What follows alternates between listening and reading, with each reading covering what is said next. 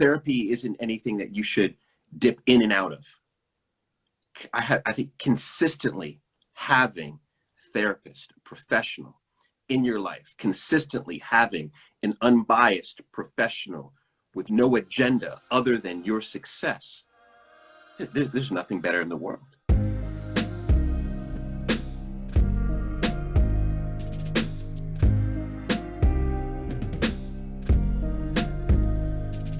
Hello, I'm Dr. Sheri Jacobson, and this is TherapyLab, a podcast dedicated to therapy, mental health, and the art of well-being.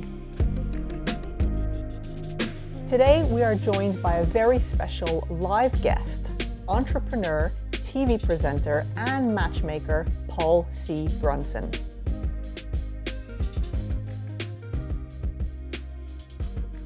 Can I say something before we begin? Please do, yes. You know what? I am very impressed with what you've built. Very impressed.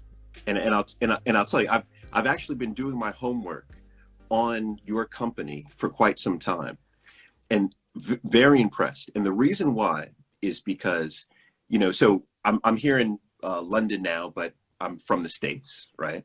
And in the States, what's really interesting is that I feel as if the number of people who participate in therapy or counseling or coaching is much higher than the UK, right? I don't even know what the data, you probably know the data on that one, but I feel like it's much higher. I sense that too, without knowing the data. Yeah. Yeah. Agreed. And so I remember coming here to the UK 4 years ago and wondering, was there anyone that was making therapy more accessible? Because I think that's really what the issue is the accessibility of it. It's like part of the stigma is because it's deemed as something that not the average person can have, right? And then I came across your company and I thought it was just phenomenal, what you're doing in terms of making it accessible, changing I think the brand of therapy. So I truly applaud you for that. Paul, that means so much to myself and the team as well. Thank you for that. That's great. And we know you're a big advocate of therapy, and a lot of the questions that I have today will intersect your area of expertise, which is relationship in the world of love, and ours, which is mental health and therapy. And I'm sure mental health is definitely on your radar as well in the work that you do. Before we get going, I've done my homework on you, I hope, and I've prepared a few words, a blurb, and I was wondering if I can read it out, and you feel free to correct me as we go. Absolutely. Sound okay? Absolutely, sounds great. Okay, so here we go. I have the very special honor of speaking to Paul C. Brunson, who is the presenter of Married at First Sight and love expert on Celebs Go Dating. You are known as the world's most influential matchmaker. You're the author of a best-selling book. I love the title of this. It's complicated, but it doesn't have to be. A modern guide to finding and keeping love.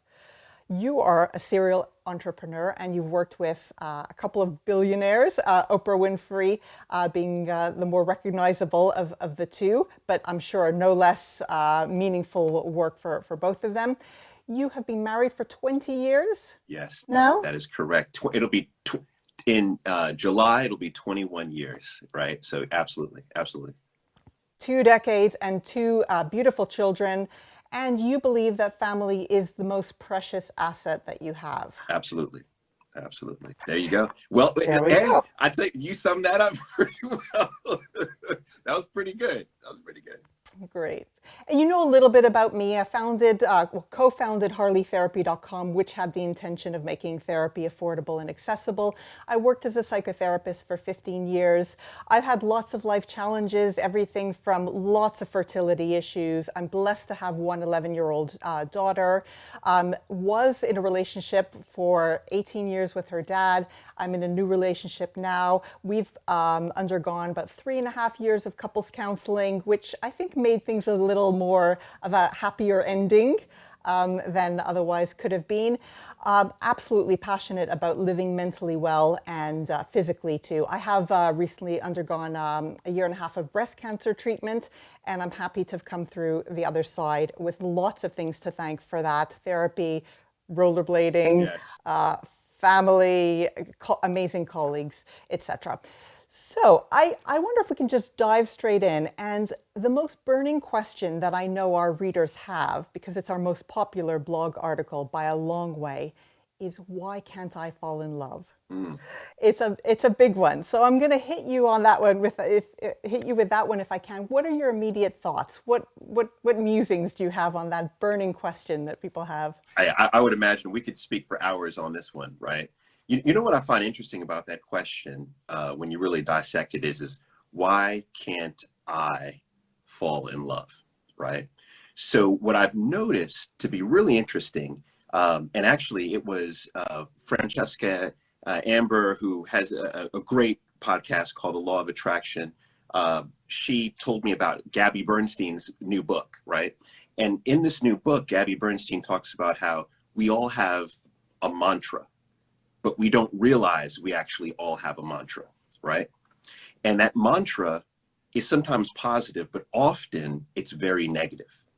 And I've noticed this with everyone I've ever worked with, is that typically it's a negative mantra. So it could be you wake up every morning and say, oh gosh, I'm so fat, right? Or, you know what? Think life sucks, right? Or it's even more detrimental. It is, I can't find love. I'll never be able to find love. Love is not for me. It's for everyone else. It's not my thing, right? And what's interesting is that it's not just when someone says it once. It's when you wake up every day and say, I'll never find love.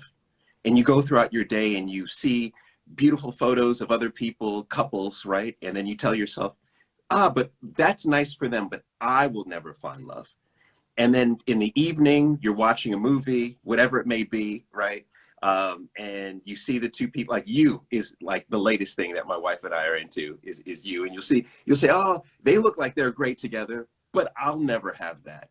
And every day you repeat what has now become a mantra of I can't, I will never, it's not for me.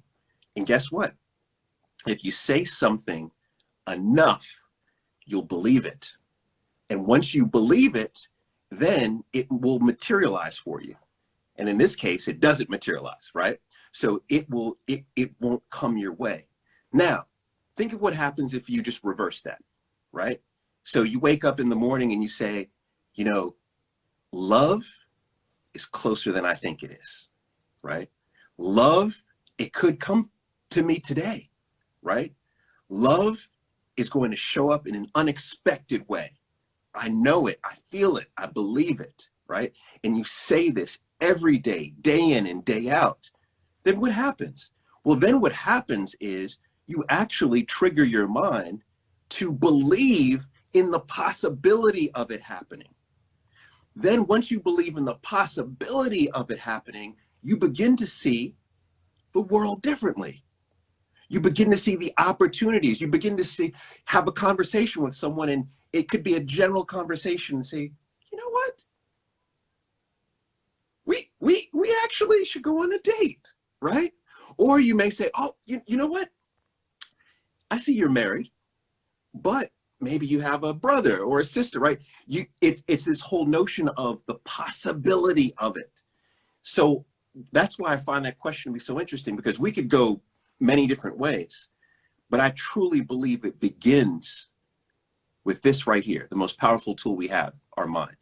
And if we just change that script, our life can change drastically. And we have this term core beliefs that we use a lot in therapy, and also negative automatic thoughts, which is the narrative that runs in our head, and it's pervasive. It does color a lot of our interactions. How does one go about trying to change it? Is it a case of fake it till you make it, so you have a positive mantra, or do you need to do some work on one's own kind of core values or core belief in oneself and ultimately self-esteem? Sure, the whole range. I think it's the whole range. You do everything you can, but you start with where you are, right? So let's look at some of the things within the range. You could begin with just simply telling yourself a different mantra in the morning, and you may not believe it, but you wake up and you say, hey, I feel good. Today is going to be a great day. Love could happen to me today. You may not believe it, but you at least wake up and you start saying it, right? That's where it begins. The other part that I think is really important is I see how much content people consume in the day, and I love social media. I love the fact that you could stream anything, right? But to a certain degree, it's very dangerous to overindulge in content that is going to give us a different script, a negative script, right? Like you think about the music you listen to and then the message in the music. Think about the shows that you watch and the message in the shows. Think about the podcasts you listen to, right? You think about all of that and you have to ask yourself, is it inspirational? Is it aspirational? Is it instructional in any way? Or is it just entertainment, right? And then if you're not getting enough of that inspiration, aspiration, and instruction, you want to start to put more of that into your life, right? We ultimately are what we consume, and content is what we consume more than anything. So you keep going down the list. Then think about the people in your life. I mean, my God, we have some toxic people in our lives. I'm looking at the chat right here, right? Drop a me in the chat right now if you can name at least one toxic person in your life. And quite honestly, a lot of those toxic people in our lives are actually family members. Family members, right? Look at this. Look at family members. So you have to ask yourself, how long are you going to allow this toxicity to surround yourself, right? So you keep going down this list. So you get to the point where therapy, counseling, incredibly important. My wife and I actually had premarital counseling, which Wonderful. which a lot of people, it's interesting when I say that, people are like, what? But absolutely, we had premarital counseling. And the reason why is because when I look at some of the top therapists, I consider you in that group. I have a lot of friends who are top in the world in terms of being a therapist. And what I notice is that great therapists, have the ability to diagnose, right? You think about these pathologies, right? Cause and effect. They have the ability to say, okay, you feel like crap, but let's figure out what's the cause of you feeling like crap.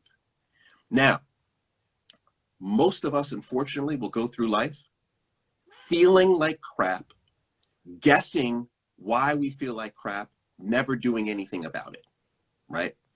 But a therapist, a professional, could come in and not only tell you, well, here's precisely why you feel like crap, but now let me help you to figure out how you can work yourself out of that, right?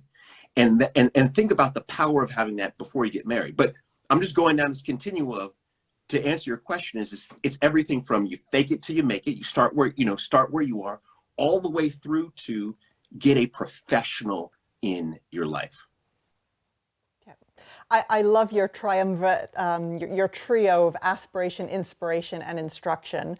That brings us nicely on to the topic of therapy. What experiences have you had? What were your first experiences of therapy prior to premarital counseling? All right, so this is a good question. My first experience, I actually found it to be a bit of a negative experience. And I think this is the reason why it's important to find qualified professional, right? For me, I think referrals are a great source.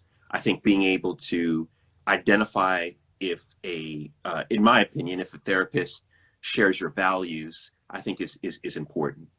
But my first experience was when I was a little child. Or when I say little child, I was high school, right? I guess I was a little child in high school.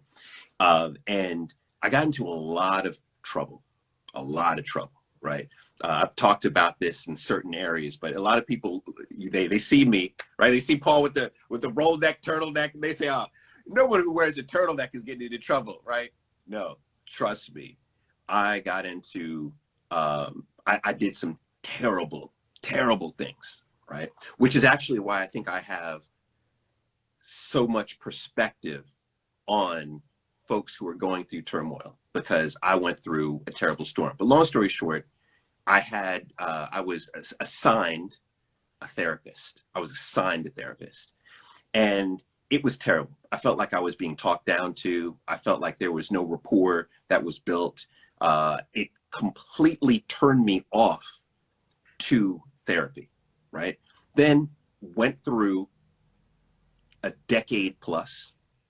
And then when my wife and I decided to get married, that was right around the time when there were lots of news reports coming out around divorce. Divorce rates are climbing. Divorce rates are out the roof. Divorce, divorce, divorce, divorce, divorce. Your marriage is headed to doom. Some of our friends who got married then were getting divorced within a year or 2 years. And I remember Jill, my wife, we said, we don't want this to happen, right? For us, we looked at marriage as, that's it, right? We're going to get married once, and that is it. And so we began to look at it in an analytical way. How can we set ourselves up for success?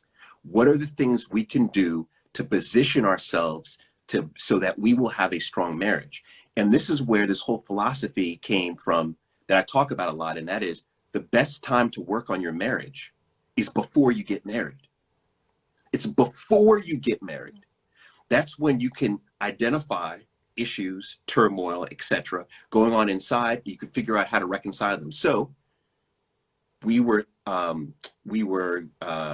referred to a therapist, and we went through, it could have been 10, 11, 12 sessions with this therapist. Sometimes we would go together, sometimes we would go independently. And it changed my life. It was the first time I had an opportunity where I could sit and talk to someone who I trusted, so the rapport was there, who I felt had no agenda in this world other than to help me.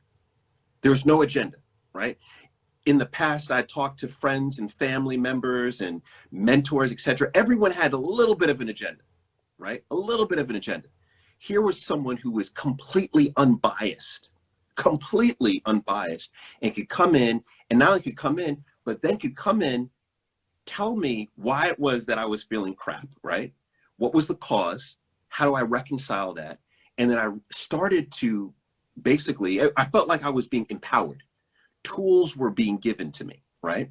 So then we went through the premarital. It was great. Then year 5, year 7, you hear the 5, 7 is tough.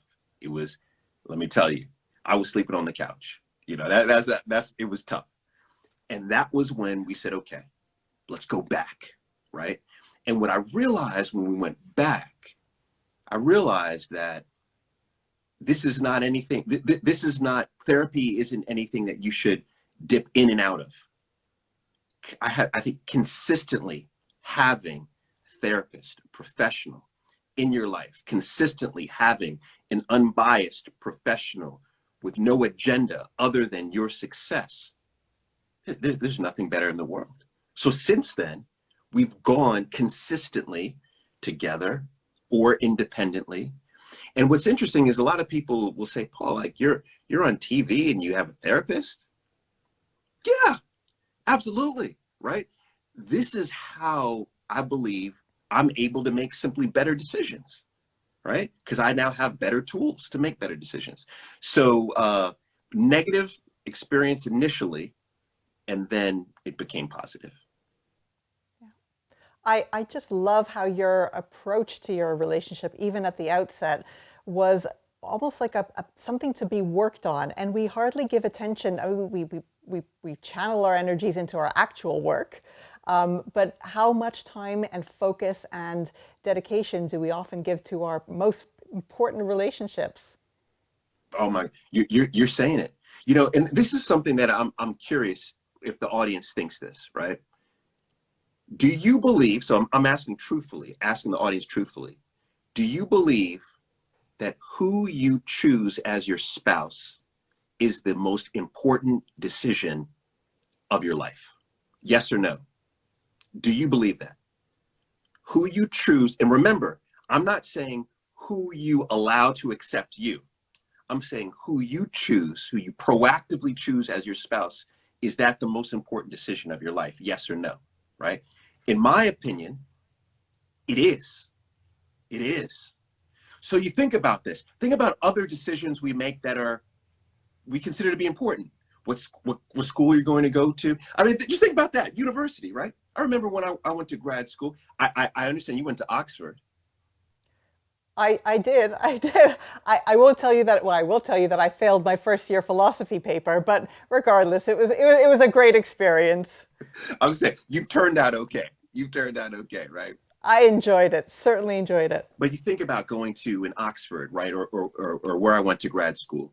Think about the immense amount of work that goes in. You visit different schools. You may sit in and audit a class. You read documentation. You spend months of research just to decide what school you're going to go to. What? And that is insignificant compared to your spouse. So to me, if that's the most important decision, if you agree, and I see a lot of people agreeing with this, then you have to put the work in. You have to put the work in. Do you feel that for children, therapy is also indicated? At what point, if for it, just as a hypothetical example, a relationship is a toxic one, people could be together for a long time and live very unhappily, but continue, often for the sake of the children, or often because it's very difficult to exit a relationship. I guess there's two questions in that. One is when to know to call it quits or to continue to try and work on something that has a lot of negatives to it. And the other is the impact on the kids and whether therapy should be helpful for them, either preventatively or to cope through difficult marriage or difficult relationships, whether it's arguments or physical, the effects of physical abuse in the home. Yeah, I think this is the toughest question you've asked me. This is really hard, to the point where I would say one of the top DMs that I get is someone, could be a woman or a man, right, describing turmoil in their relationship, whether they're married or dating someone, and their question is, should I leave? Right? That's the question. Should I leave? Should I go? That's the number one question. I don't know if that's probably with you as well. It has been. A lot of people have asked, should I stay or should I leave? How to decide, and also if they are going to go, how to go about it. Whether it's Yeah, absolutely. So normally what I do is I say you should talk to a therapist, and I refer them to one of my friends who are therapists, right? But I do have a general rule of thumb, but I think every situation needs to be treated as a specific situation, right? Because there's lots of context, right? Lots of things that are at play. But generally, here's my rule of thumb. To me, relationships are bids for love, right? And it is every day you make bids. Sometimes, for example, I woke up this morning. I remember I said, I'm going to make sure I go in, because my wife always is up earlier than I am working out. So I said, I'm going to go in there. First I'm going to go brush my teeth, right? Because I was about to, kiss her. And I said, let me make sure everything is correct, in the mouth region, So I said, first I'm going to go in, let me brush my teeth. I'm a floss too. Flossing, very important. Guys, halitosis. I'm with you. Halitosis is a real, I think the number one reason why second dates don't happen is because of foul breath. This is my opinion. So, did all that, went in, gave her a kiss, rub on the back. Those are bids, right? She made breakfast for me. That's a bid, right? These are bids. We bid back and forth, right? And we are constantly making these bids. Now, behind the bid is effort. Sometimes it doesn't land well, right? Sometimes, maybe I went in for the kiss and I had foul breath, right? Whatever, right? Sometimes it doesn't land well, But the real question is there effort behind the bid? So if we know that a love and a relationship is constant bids back and forth, and effort is what drives it, then therefore, if you remove the effort, they're no longer bids. And to me, that's a strong sign that the relationship has come to a conclusion. When there's no effort, zero effort. Time and time again, I'll hear people say, Paul, I do want to have a therapist. I do want to go to counseling, but my spouse, nah, they're not interested. They won't do it, right? To me, when you have a spouse that's not willing to put in the effort, that is a strong indicator to me that, the gas is out of the tank, right? That's one. Another one is extreme toxicity, which is a whole nother direction. I mean, because of lockdown, I'm sure you were dealing with this. We saw a high rise of domestic violence, etc. And I mean, this was sad. I was getting multiple messages a day of people living in fear because they were quarantined with an abuser, physical or verbal abuser. And that is a very delicate dance of how do you remove yourself from that situation, right? But ultimately, for me, it's about effort, lack of effort, extreme levels of toxicity. Those are the two where I say you really need to consciously think about removing yourself from the situation. Yeah. And in terms of ending, for people who have been ghosted, how do they reply? How do they respond to that? Or indeed, are you open with an abuser as to why you are leaving? Or do you just cut and run? Yeah. So now, if it's my general rule is this ghosting thing, I hate. It's so disrespectful. It's entirely disrespectful, especially when you have been seeing someone, for weeks or, multiple times, and then you just completely stop communicating with them. It's the ultimate sign of disrespect. And guess what it shows? Most importantly, it shows how insecure you are, that you don't have the ability to verbalize that you are going to part ways. I find this to be, I mean, it's upsetting when I see people do it. And whenever I see some of my fellas say, oh yeah, I'm not going to talk, I said, no. You're going to go do that, right? There's certain pet peeves I have. It's ghosting, and when I see parents don't take care of their children, right? Those two just irk me, But so the ghosting, general rule is you first show respect for yourself. Let the person know, hey, I'm no longer interested in this relationship, and here's the reason why. The reason why is the next level of maturity, right? And I think the reason why is so important because ultimately, if you care about yourself, it means you care about others, right? That's humanity. And if you think about it, the feedback is important for someone to be in a relationship and maybe to hear time and time again, oh, the reason why I'm leaving you is because you never act serious. Like that's important feedback to take on, right? Help that person. We're humans. Let's help that person out. It doesn't take anything away from you to give them some feedback. So I think that's general rule of thumb. This general rule of thumb. Now, when you're talking about removing yourself from a toxic situation, that's where I say you must talk to a professional. And that's where the circumstance is everything. Because let's be honest with each other. There are many situations where spouses have physically threatened their partner if you leave I will do this to you. Or if you leave, I will do this to our child. If you leave. And so it becomes very real. And so from that situation, I can't give general advice because we'd have to talk about the very specific situation. But I will say this. This is the reason why having a professional in your life is important.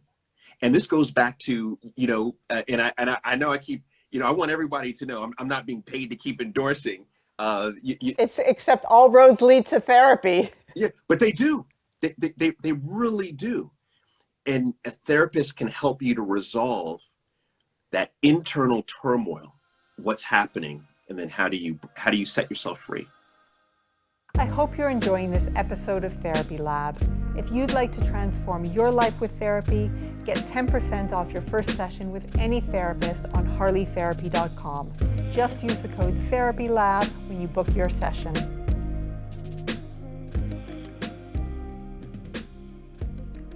Paul, I've heard you talk a lot about, recently, I think you mentioned that of over the 100 marriages that you've been privy to seeing, one of the successes, one of the keys to the success of a relationship is openness.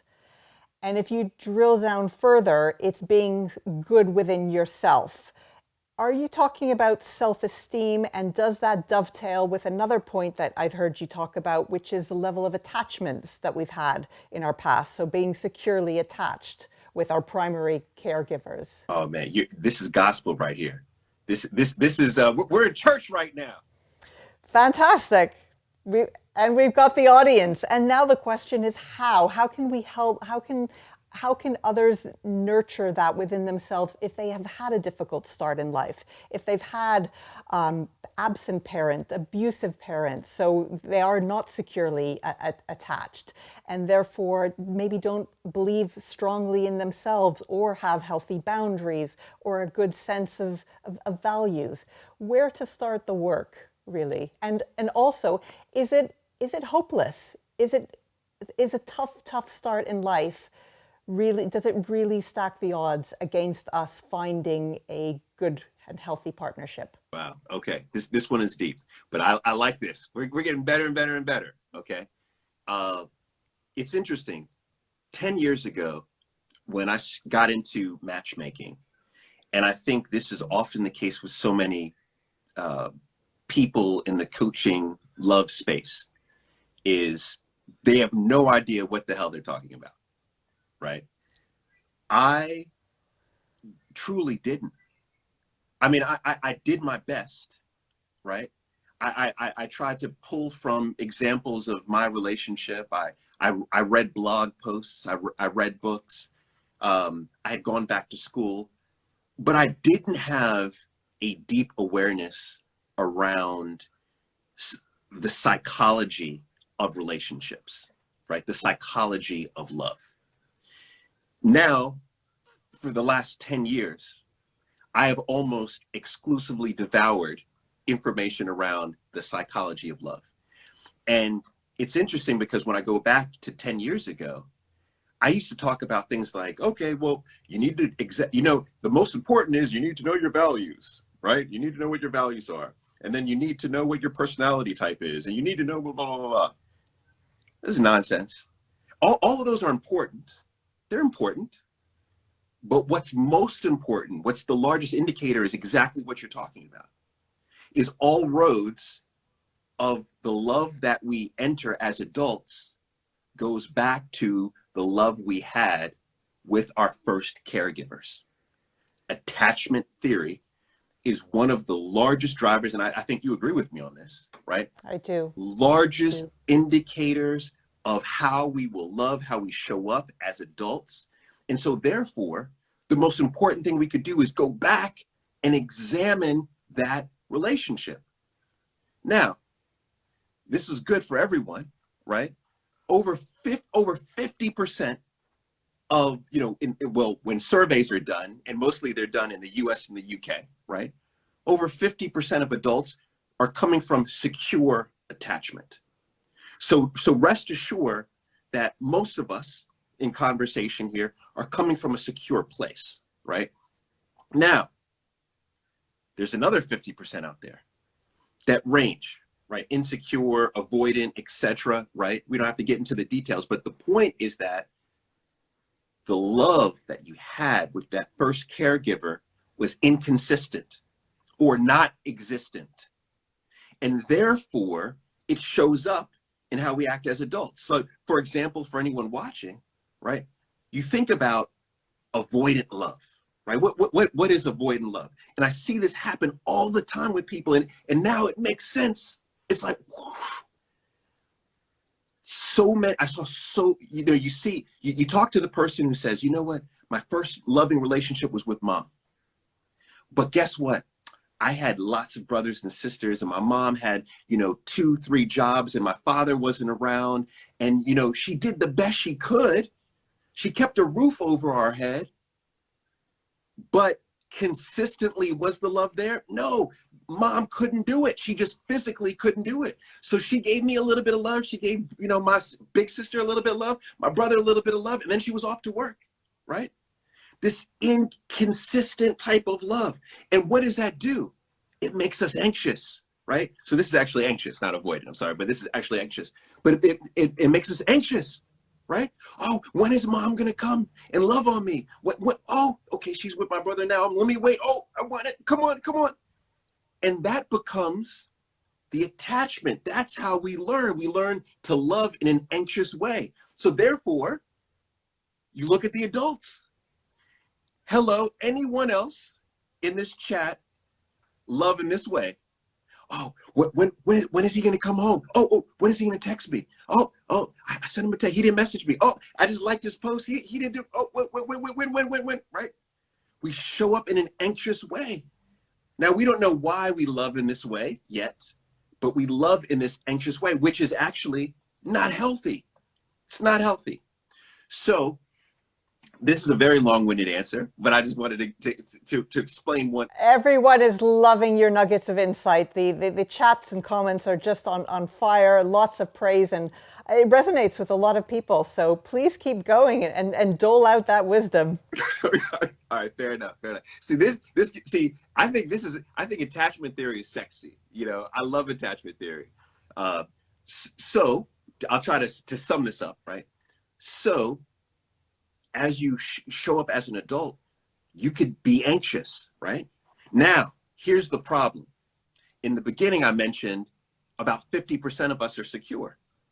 So that means if 50% of us are anxious or avoidant or some other type of attachment, what happens when you're in a relationship with someone who's maybe anxious or avoidant, right? You're in a relationship with someone who's not secure. All hell breaks loose. All hell can break loose in a relationship like that. It can become toxic. It can become crazy, and you don't even know why, right? You don't know why. So, long story short, this is the reason why it's so important for us to be able to go back, and a good therapist can take you back. A good therapist can take you back to that relationship, and if it was not secure, help you to resolve that. There could be animosity that you're still holding back to mom and dad, right? A good therapist can help you to resolve these things, so therefore you can show up in a more secure way. And when you're out here looking for relationships, don't just look for, oh, he's 6'2". Oh, he's got all of his teeth. Oh my gosh, he has this. Don't just look for that. No. Now we're starting to look for, is he secure or insecure in his attachment? Ooh, there's a new one, right? Is the person you're dating secure or insecure, right? That's what we should be looking at. If he's secure financially, yeah, that's great. But guess what's better? If he's secure with his attachment, that's much better. I would rather take that than $1 million in the bank account, So once you begin to learn these things, you better understand how to make your choice. And I'll end with this, is that a lot of us, and unfortunately a lot of women, believe they don't have the power to make the choice in their loving relationships. They think they have to be chosen, they have to be selected. I'm here to say, no, not happening, no. You make the choice. You consciously choose who and what you want in your life. That's you taking responsibility of your life. Consciously choose who and what you want out of your life. And when you understand attachment, you'll better be able to make those decisions. Such a refreshing point about looking for people's level of attachment as an indicator of like attractiveness and compatibility as a partner. I think that's wonderful. With regards to having standards or having expectations, is it possible that some people are setting themselves up for or setting their standards too high? In other words, that's maybe one of the reasons why love is elusive. It's that they want too many things. Or do you think it's just that they want too many things of the wrong thing? And like you said, it kind of comes back to like less having the physical markers and the material status, and more having a lot of the psychological qualities that we know are can lend themselves to more long-lasting love. Yeah, this question hits home because so right now I'm filming Married at First Sight here in the UK, and what's really interesting to me is for the last several months I have been vigorously interviewing these participants who are on the show, right? And when you sit down and talk with them about what they believe they need in their life, typically it's one of two categories. It's either I need these 150 things, or it's, you know what, I'm open. I'm open. Now, I remember I formerly thought if you're open, that's not too good, because you need to be clear in what you want in and out of your life. But I've now flip-flopped my positioning on this. And this goes back to, you had mentioned this in that last question, and I mentioned this in this video, is that it really hit me that when I looked at the commonality among people who were in successful, like, long-lasting relationships, they really entered the picture being open. Now, that's not to say you don't have standards, but they were open versus having a very specific type of person that they were interested in. And I think about my wife in this case is, I am not my wife's type at all. At all. Like, if you go back and look at her, and a matter of fact, this is actually something I had to deal with in therapy, but I'll keep it 1,000 on this, is when you go back and look at my wife's, all of her ex-boyfriends, they were all lighter skinned black guys with curly hair, right? Lighter skinned black guys with curly hair. So I used to have this thing. I was like, nah, like these dudes, I always felt some kind of way, right? It was an issue that I had because all of her boyfriends, to the point where even when we were dating, she still had ex-boyfriends trying to talk to her. They all looked like Al B. Shore. You know who Al B. Shore is? I do, yeah. Christopher, like, they all look like Al B. Shore. Like, every dude looked like Al B. Shore. You know what I mean? So I had this issue, right? And what's fascinating is then my first son was born, Kingston. And how does he look? Light-skinned guy with curly hair. I was like, God could play some great jokes on people. You know what I mean?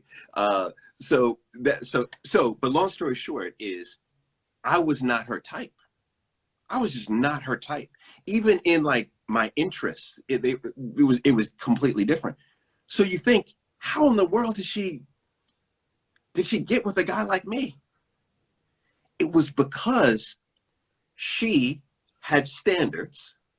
She had standards now There's certain values that she knew, strong family. Like she's a Southern girl from the US, very strong family vibes, right? She ultra ambitious. She's a creative, right? She had standards. But once those standards were met, she was then open to connect with anyone in any form that had just those standards. And here I come, a little bit darker skin, right? I didn't have curly hair, right? Here I come looking different, but yet having the values. And it goes back to her security in herself to say, I'm open to trying this new type of person, right? The insecure person is not open. They're not open at all, right? Because they're insecure, right? And so therefore they believe they need a very specific, very granular list, these 150 things, and they can't deviate from the list. And it's because they are not secure in themselves. This is the reason why. And so, long story short on this is the reason why having standards is important.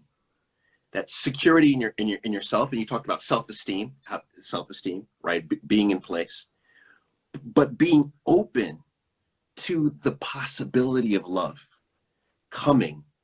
And I'm telling you, love comes in unexpected packages, and it comes at unexpected times.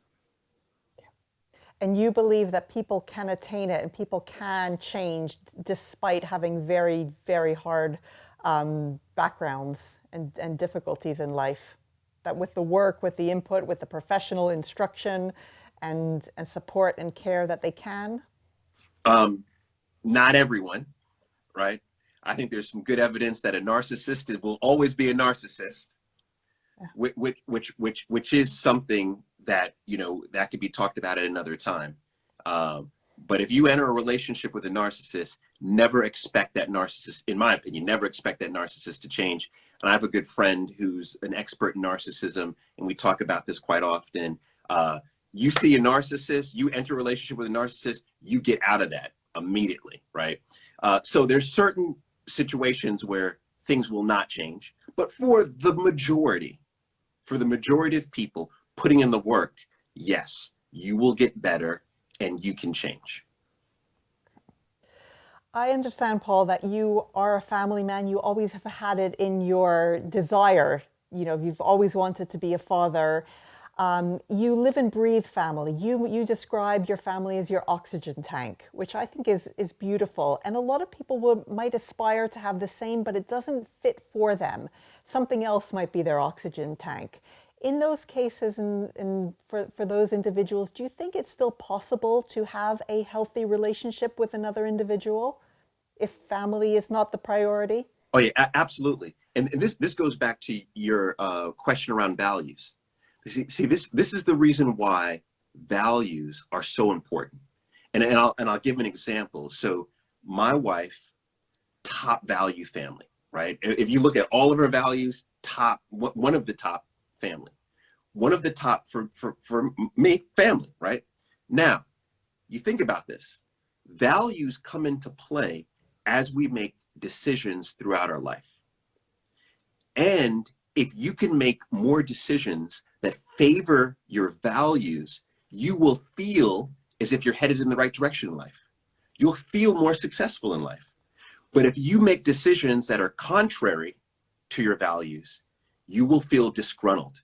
You will feel upset. You will feel like you're headed in the wrong direction, right?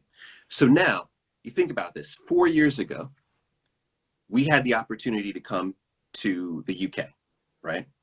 Now, we started to think about our boys, because our boys were attending private school in Washington, D.C. And we consciously made the decision that we would remove our boys from school and we would travel together as a family to the UK.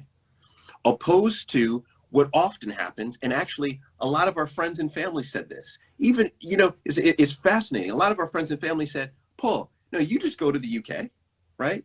And keep, Jill and the boys will stay in Washington, D.C. You won't disrupt them, right? They kept saying I was going to disrupt them by bringing them. They're in their early years. You can't take kids out of school like this. You're going to disrupt them. So therefore you go and then you come back, right? But what all of those people didn't realize is, no, our value around family is so high. It is our oxygen. And if you were to separate us as a family, we're not going to be able to function well, right? We just won't be able to do it. So therefore, we made the decision, my wife and I made the decision to then remove our kids from school and then bring them with us as a family unit and then homeschool them, which, by the way, was not popular 4 years ago at all. And I will even say the homeschooling of Black children, I think there's even a larger pushback 4 years ago around this. So we brought them over here. Now, did my wife and I have to second guess that decision? No. While everyone around us is like, what? You homeschool? Why do you do that? How do they do that? Like all these people around us, right? We're happy because we've made a decision in favor of our values. So therefore, and I said all that because I just wanted to really drive home the importance of having shared values with a partner and how those values show up over time. So if family isn't at the top of your totem pole, that's fine. There's like no judgment, right? It could be ambition, right? If your partner equally shares a value around ambition, well, guess what? You two are going to get along splendidly and you'll be able to make decisions that you're happy with. Great to know that, because as much as I love my family, I'm also equally found spending lots of time in my own world, and I'm perhaps more fueled and energized by reading, by rollerblading, lots of sort of improvements. I do love my family, but it's not, I wouldn't say that perhaps I would move them across the world as you have done. I'd probably go and do the work and come back, but it's inspiring. It really is. I would love to have equal verve towards living with a family. One of the things that you did say is a real key component in relationships is listening. Yes. Yes. And that's very much shared. It's a fundamental and the basis of therapy too, which is listening. How do we get better at it when we may not be naturally gifted at it? We might be anxious, so preoccupied with how we're coming across as opposed to literally listening to another person, or having fractured attention as we do these days with so many competing things in our world and in our minds. So how can we nurture this fantastic skill of listening? Of listening. And you're right. Listening is everything.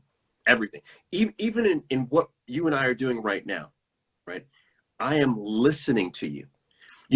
On these lives, these Instagram lives, you know what I stopped doing? I've only glanced once, is I don't even look at the comments.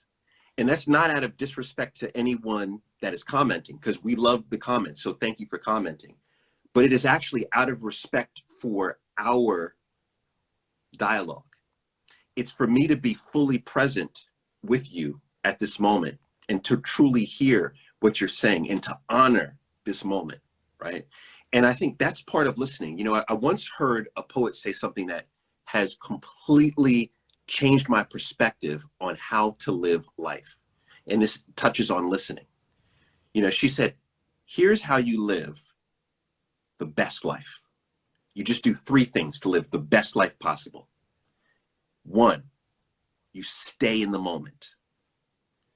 2, you become astonished in the moment. And 3, you share it. You share what was so astonishing. If you do those 3 things, you will live your best life possible. Now, if you just hear that and you say, okay, that's interesting, but no, you have to really dissect it. 1, stay in the moment. How many of us stay in the moment? One of the things I do is I interview, because I'm a journalist. I have 12 jobs. I'm Jamaican, so I'm a journalist and I interview people all the time. Most people, when you interview them, they are simply thinking about how they're going to respond. And what I've noticed is that as an interviewer, if you ask a long drawn out question and you change the question midstream, typically they can't even answer it because they just heard the first part and they're trying to respond to the first part. They're just thinking about how to respond. That's not being in the moment. You've already gone to another place. Instead, be in the moment. Hear what's happening. Observe everything. Look at the body language, right? Feel, right?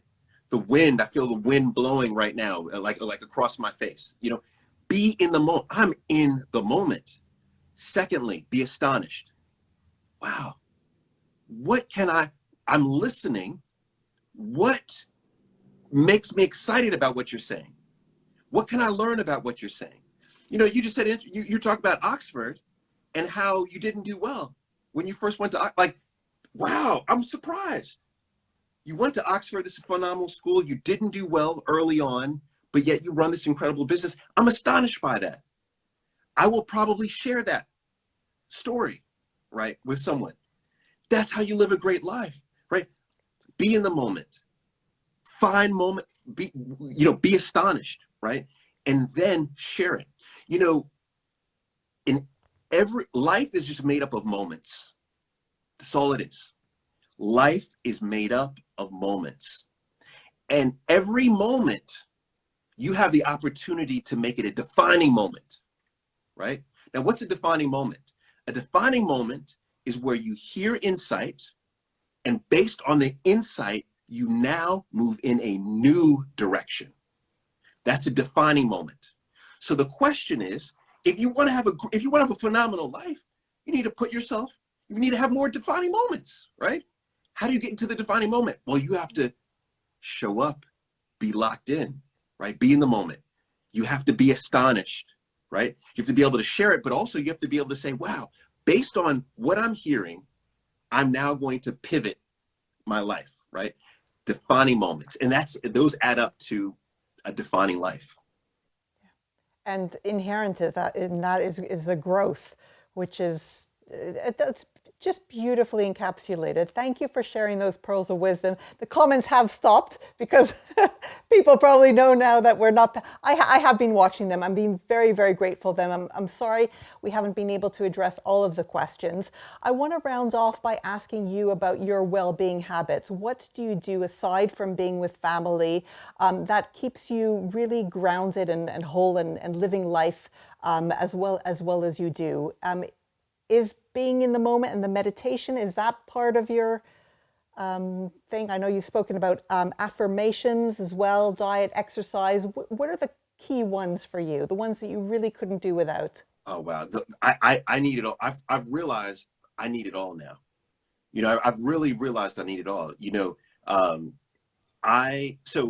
What is it that I do? I mean, a lot, to the point where people will probably think it's extreme, but I feel like I'm also now operating at my best state in life. And I believe it's because of these practices. And I believe that when so many people talk about morning practices, but a good morning practice starts the night before. It truly starts the night before, right? So, I mean, just some quick things is we always have family time in the evening together. We play a game, watch a movie, etc. together. My wife and I, once we start to unwind, there's no electronics, start to get into the bed, make sure that we're hydrated, right? Which is very important. We don't talk about anything stressful. Even though it could have been an incredibly stressful day, we talk about things we're looking forward to. In July, we're getting ready to do this really cool road trip around the UK. So we'll talk about that, right? We only talk about positivity as we go into the evening, as we go to rest. I will say an affirmation before I go to sleep. Then we sleep, right? Now, wake up in the morning. The first thing I do every morning before even the affirmation is I identify what I'm thankful for. I just say what I'm thankful for. I live in a beautiful place in central London. I'm thankful for that. I'm truly thankful for that. I'm thankful that I can wake up next to my wife. I'm thankful that I can wake up. Like I start rattling all these things that I'm thankful for, truly that I'm thankful for. Then I think about the day prior, and I think about what lessons I learned from the day. What are 3 things that I pulled from the day? Just 3 things, because that sets me up to know, wow, if I learned those 3 things yesterday, think of all the cool things I can learn today, right? Then I'll say an affirmation. I'll wake up. I have a green drink. I work out. My wife and I work out immediately in the morning, weights. We also do cardio, right? Then immediately after that, I start playing the piano, which I play every day. I love it, right? Have breakfast with the family, right? Full breakfast with the family. And then begin our day, right? Then then I'm in the zone. You know what I mean? Energy is high, positivity is high, I'm feeling good, etc. Right? All of these things are happening throughout the day. And then it happens it happens again, right? Now, there are lots of other small things in there, but I think those are the highlights. I really control my day. And the more I'm able to control my day, the better life, the better life, that we're having. Absolutely wonderful. So inspiring. I do follow you with the gratitude practices. I usually do mine at the end of the day. I might try it at the beginning. There's so much food for thought. I'm sure everyone listening and watching will find tons in there. This should probably, all of your words and wisdom should be put into a second book. I think there's just so many actionable, practical, and heartfelt messages, tools and messages. So grateful to you, Paul, for joining us, for really just sharing so honestly personal stories, difficulties, and your life experience. It's truly, truly touching, and I am truly thankful on behalf of myself and everyone listening and watching. The honor is mine. As I mentioned at the beginning, I was familiar with your company. I was familiar with you. So it's truly an honor for you all to reach out and just want to have this dialogue. So I'm truly humbled and appreciative. So thank you. Well, there we go. Lots of mutual reciprocal gratitude in action. Thank you again, Paul. All right, good stuff. Goodbye, everybody. I'll see you. I'm sorry that I didn't look at the comments, everybody. I'm sorry. Thanks for listening to Therapy Lab. Do hit subscribe to keep up to date with new episodes. To find private, affordable therapy from around the world, visit harleytherapy.com today to transform your life. We'll see you next time.